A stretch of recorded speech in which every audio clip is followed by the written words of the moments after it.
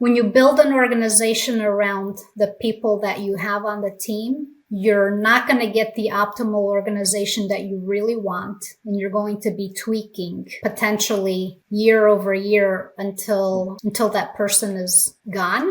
And then you can get it to the place you need to get it to. Or worse, if you have a personality that may have some toxic traits, if you don't address that straight away, that permeates through the organization and it just creates a lot of barriers to execution and it stops all innovation, destroys culture. Before we start, I want to highlight the biggest challenge I've noticed in the Treasury industry.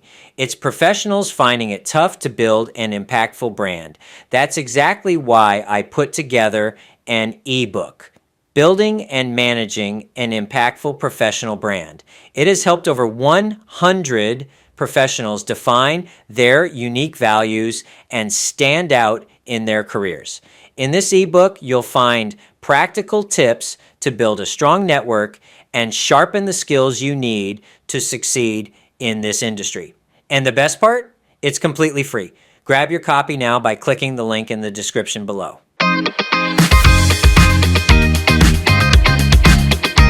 Welcome to this week's episode of the Treasury Truth or Dare podcast, where we challenge Treasury leaders with a simple choice: Treasury Truths or exciting dares. Today, I'm honored to welcome Sandra Ramos Alves, Senior Vice President and Treasurer at Bristol Myers Squibb.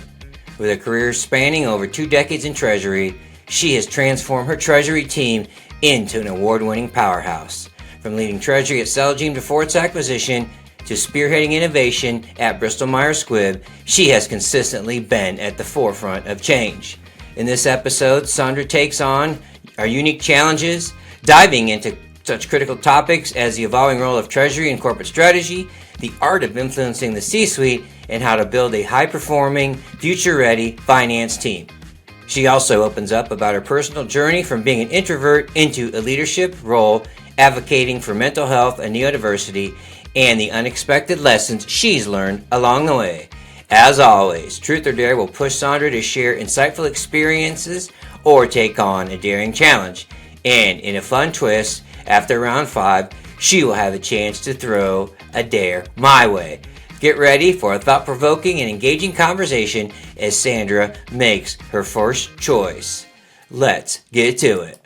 Hello everyone, this is Ernie Humphrey. I'm your host for the Treasury Truth or Dare podcast. Honored and humbled today to have as my guest Sandra Ramos Alves. She's a Senior Vice President and Treasurer at Bristol Myers Squibb. Before we dive into the episode, would you please just give us a little bit about your background and, of course, welcome to the podcast. Thank you, Ernie. Thank you for having me. It's an honor to be here with you. In terms of background, I became Treasurer at Bristol Myers Squibb in 2021. I joined Bristol Myers in 2019 with the Celgene acquisition, so I've actually been with the combined company for almost 20 years. All of that time actually within the Treasury function, so I had the opportunity to build a Treasury function from the ground up while I was at Celgene, as it was a very small growth company. And at BMS, we have been really busy over the last couple of years transforming our organization into an award-winning team. So I have a fantastic team that really provides a lot of support and lots of great ideas. So we're incredibly blessed. Prior to Celgene, I spent a couple of years at Sandent Corporation, also in Treasury. Before that, I was at Lucent.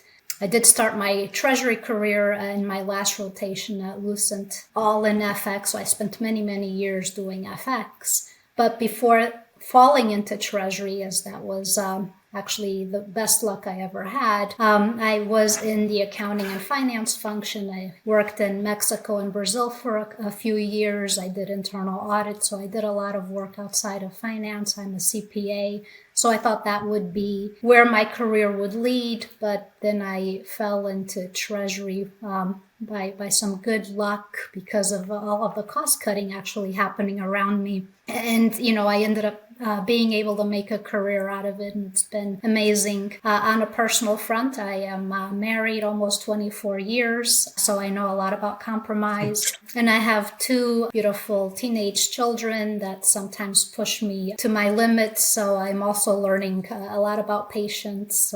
We love to travel as a family and just get away, and that's when we spend the most quality time. So that's kind of who I am in a nutshell. Thank you very much for sharing. You have an absolutely fascinating professional life. Looking forward to diving in here. So just a reminder for our viewers, podcast listeners, if you haven't seen our podcast before, the way things work, we have several rounds, truth or dare. And in each round, I ask my guests, would you like to share a truth or would you like to take on a dare? So let's go ahead and get things kicked off with our first round. Would you like to start off with a truth or would you like to start off with a dare today? Let's start off with the truth. Okay, I love this question. You are, I would say, a self-proclaimed introvert by nature, but you've had an amazing career in Treasury. It's been fueled by networking and communicating across an organization with impact. How have you been able to kind of overcome that, being that introvert and being such an amazing networker and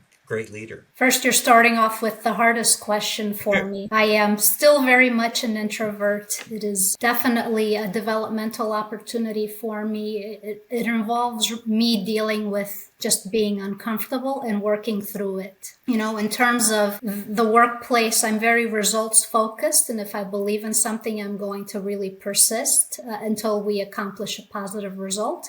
And if that means that I need to be uncomfortable and just get out of my own way, I will do that because results are really important for me. On the networking side, I would say that I am not the greatest networker. I do my best, but there's always room for improvement and really getting out there. One thing I will say is I have not mastered the art of saying no. So here I am putting myself in an uncomfortable position with you. But it is part of my development and me really trying to just get to a better place and also trying to be a role model for my daughter and for those individuals on my team that are also introverts. You know, if I can do it, they all can. I sincerely appreciate that. This is a powerful skill to have, learning to be comfortable when you're uncomfortable. I'll put it that way. So, and then for being such an inspiration for your team, we'll probably touch on this, but it's amazing of the accomplishments that Sandra's teams have accomplished. So she's really empowered them, and so we always, and the other thing that really inspires me is you're always looking to get better. You're a world-class Treasury person. You have a world-class Treasury team, but you're always trying to raise that bar. So that's definitely, thank you for being an inspiration for us on that front. So let's go ahead and go to round two here. And you want to go for another truth here, or do you want to go for a dare here in the second round? Let's go with a dare. All right. I'd like you to share something with us that few of your professional colleagues know about you. Yeah. So I am a fairly open book. So a lot of my colleagues that are close to me know. But the general world, it's not something that I really share. So I'm going to share because I think there are people out there that need to hear it and they need to know that they're not alone. So I actually spend a lot of time advocating for neurodivergence and mental health. You know, I have two kids that are neurodivergent. You know, our society has historically placed a stigma around these things. And we're just surrounded by so many amazing individuals in our lives and even with unique abilities. And frankly, I've even seen this in the workplace. It's not just at home. I do see it in the workplace. And I have people on my teams that have family members. And it's really important that we support each other and we break the stigma and we just do better to support our communities. You know, and certainly the pandemic highlighted the many challenges in our society that our children are facing, and we just need to do better to support families as an entire community. I do hope one day I can do more to help. I'll say one of the great things about working at BMS is being part of an organization that's trying to make a difference for patients. And we just launched a new medication for mental health. And we're really excited about it. And we're really hoping that it's going to make a difference in people's lives. So that's a little something that's not general information, but I know that people really struggle.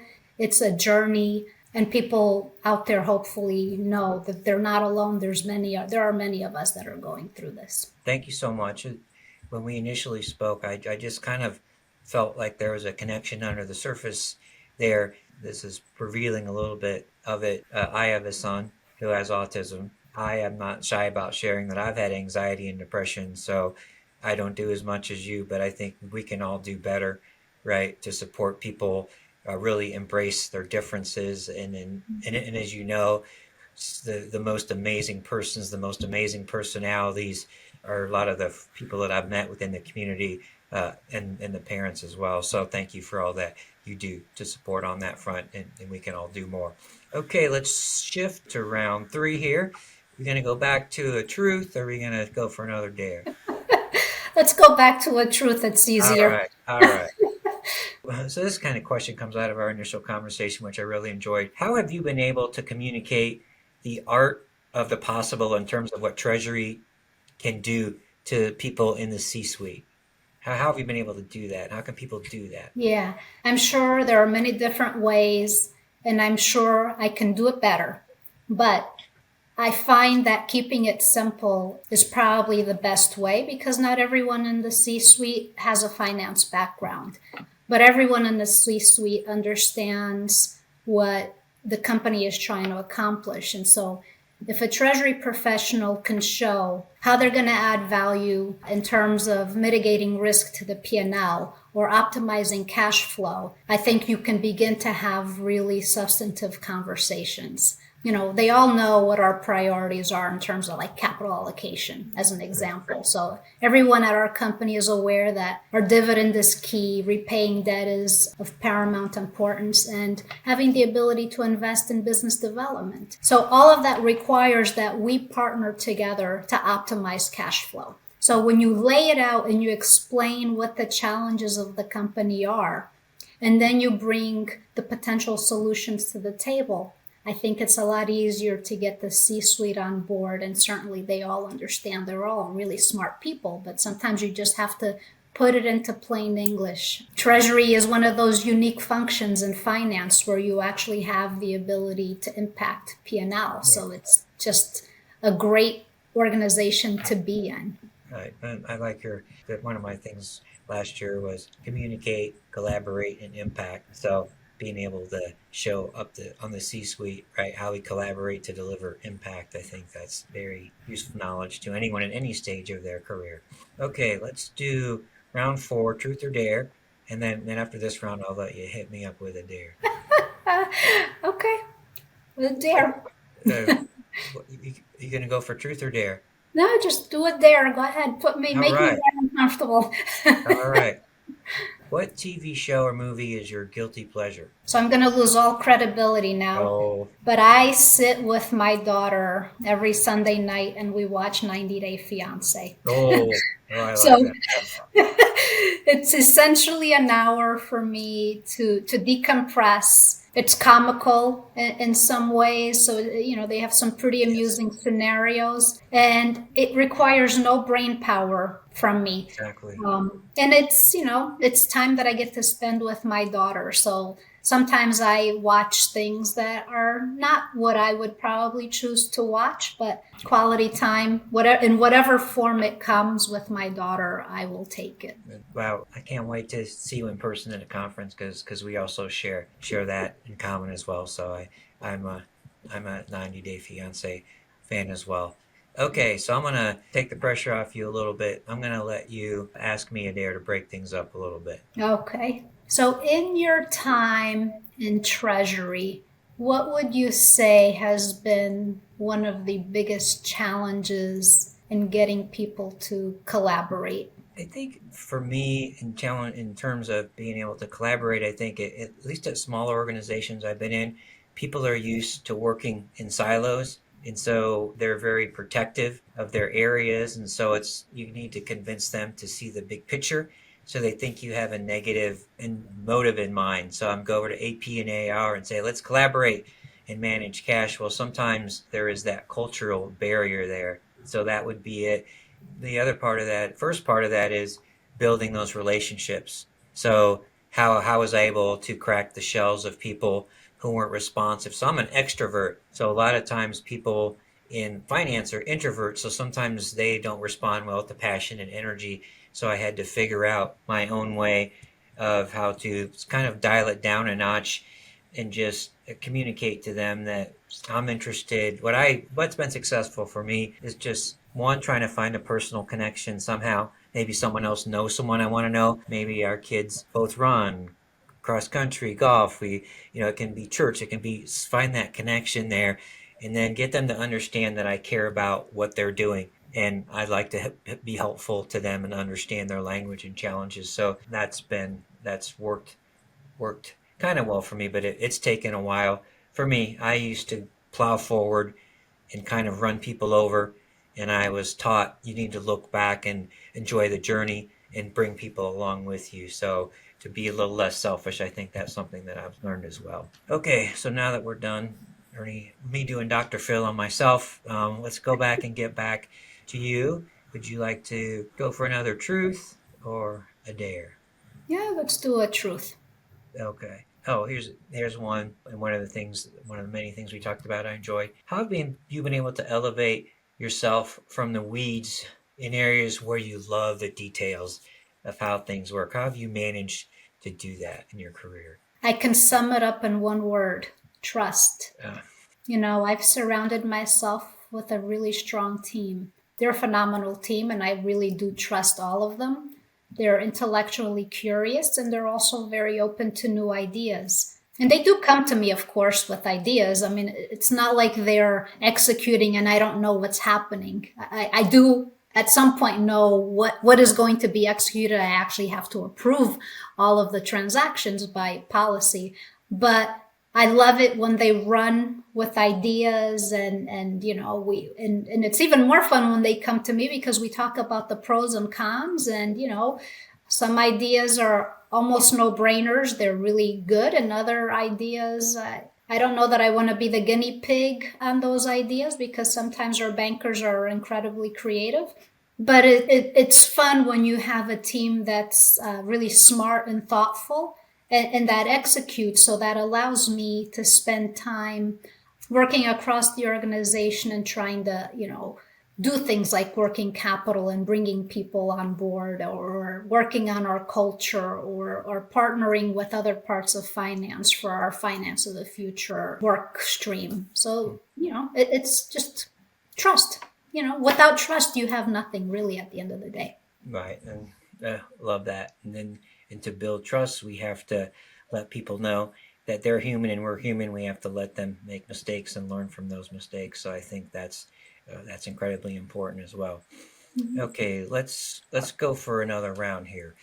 What about a truth or one more dare? Where do you want to go? Yeah, I'll take a dare.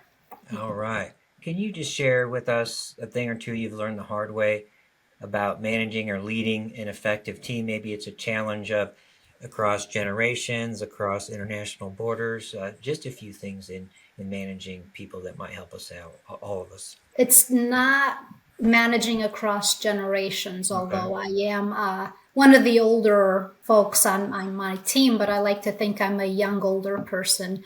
But it comes back to trust and then integrity. They're the key ingredients to having a highly successful team. And when I became treasurer in 2021, our CFO told me, you need to build a treasury for the future. So I needed to reorganize the Treasury organization, and with that comes addressing some people matters. So what I've learned the hard way, for sure, was when you build an organization around the people that you have on the team, you're not going to get the optimal organization that you really want, and you're going to be tweaking potentially year over year until that person is gone, and then you can get it to the place you need to get it to. Or worse, if you have a personality that may have some toxic traits, if you don't address that straight away, that permeates through the organization, and it just creates a lot of barriers to execution, and it just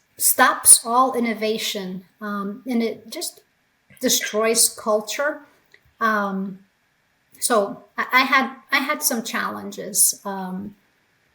But I did learn, it's like when you have cancer, you got to cut out the cancer. You have to cut out the toxic from your team if you really want to evolve and proceed. And we were able to do all of that. And that's why we have such a great high-performing team now. Okay, great. Well, let's wrap things up. We'll ask you to share one more I would call this a truth for us. So this is what I see you're doing, which is an amazing example, is how you're supporting your team. Can you give us some, again, just put a fine point on it, give us some tips for how leaders can support the professional development of their team? Is it involvement in organizations, cross-functional projects? Can you give us a few tips for our leaders out there they can leverage? Yeah, I think there are several different things. And for us, it's been a challenge because we've been in consistent cost-cutting mode. But there are organizations like the Noy Group where you can meet your peers at different companies and you can learn from them and you can do a lot of benchmarking. I encourage my teams to do a lot of the bank offered trainings. The banks also offer a lot of good things that allow you to learn. We have a few CTPs, and to the extent we can, of course, we encourage that sort of training, and people should get their certification. And if they want to get their MBAs, we support that as well. We also have tours of duty. So what a tour of duty is, it allows someone to do a rotation for 6 months, either within Treasury or we support a Treasury person to go and do a tour of duty in a different function to allow them to learn or develop a new skill set or just expand their horizons. We have a lot of internal learning opportunities that we just don't even have the time, frankly, to get to. But I think if you're open-minded about letting people rotate out and not locking people into your Treasury function, sometimes that's the best thing for your team and for the company, and it certainly supports, growth and development for our entire organization. Fantastic. Overarching point to me, to all of us leaders, and you are certainly that. Be vested in the professional success of everyone on your team. So that's one, you have to have that mindset, and then just offer them an array. Don't focus on one thing. It's just know your group. It's just AFP. It's just webinars. It's just this. Make sure that they have multiple ways to, I would say, embrace their passion for learning. Mm-hmm. So thank you so much for being a guest and taking the time and opening up with us. So I really appreciate that. And finally, to my podcast listeners, have the courage to live your Treasury truths and dare to be great in everything that you choose to do in your life. Until next time, everyone. Thank you. Thanks for watching the show. I hope you guys liked it. Share your thoughts in the comments below. Stay tuned and hit the subscribe button for more.